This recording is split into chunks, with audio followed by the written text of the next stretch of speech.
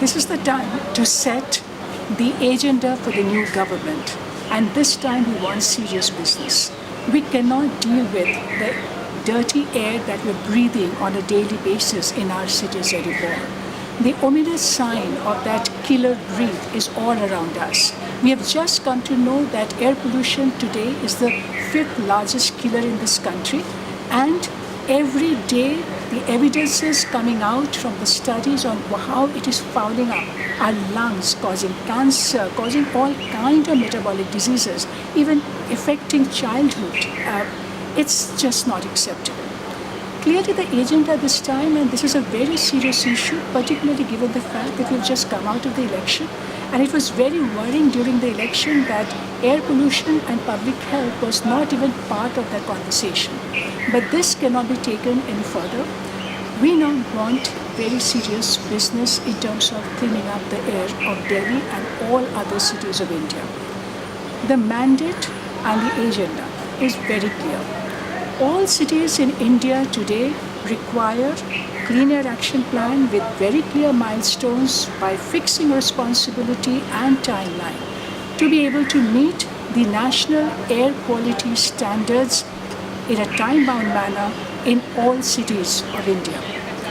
At the same time, improve air quality monitoring to be at least able to assess the risk as well as communicate to people that what is the risk for them so that they can take precautions, especially those who are vulnerable, suffering from respiratory and cardiac problems, suffering from asthma.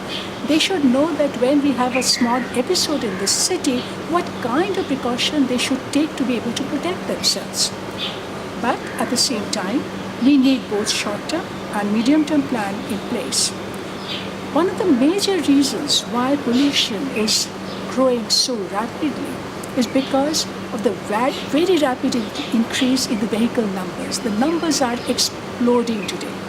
In a city like Delhi, which already has 7.5 million vehicles, adding 1,400 vehicles a day, we cannot deal with this kind of multiplication of millions of tailpipes spewing toxic fumes within our breathing zone.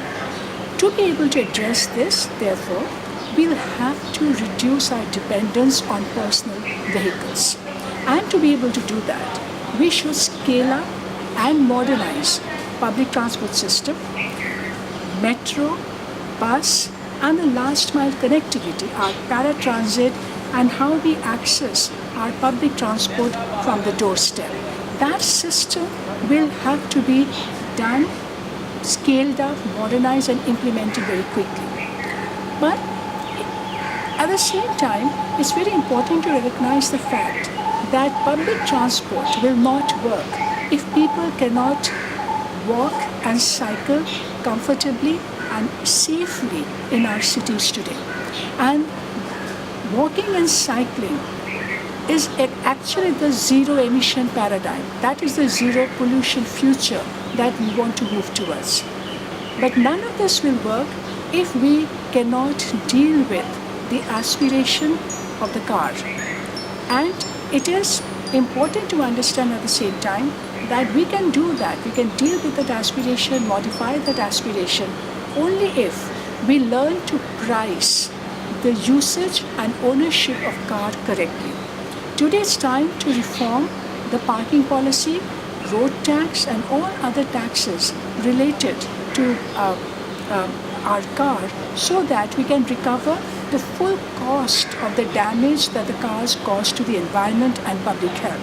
It's absolutely unacceptable that we enjoy so much of subsidy for usage of cars that we use public space for free almost and not pay the right price for parking or the other taxes. Clearly, it's a mix of solutions that we want to look at, and clear political understanding of the connection between pollution and the solution and immediate implementation strategy is what we are looking at to be able to meet the clean air standards and protect public health.